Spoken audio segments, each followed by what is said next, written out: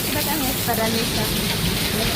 ተገላ ዱባይ ላይ የመጀመሪያ ጊዜ ወይም ሁለተኛ ጊዜ በዚህ ሳምንት 3-4 ቀን ሙሉ ማለት ነው።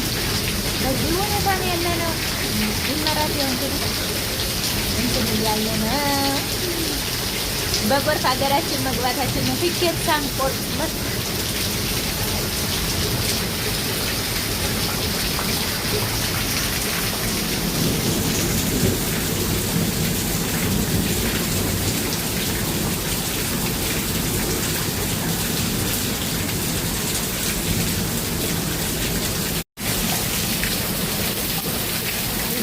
ራሱ በጣም ያስፈራል።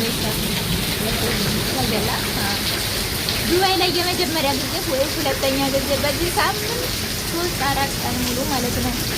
በዚህ ሁኔታ ነው ያለነው። ይመራት ያው እንግዲህ እንትን እያለ ነው። በጎርፍ ሀገራችን መግባታችን ነው። ትኬት ሳንቆርጥ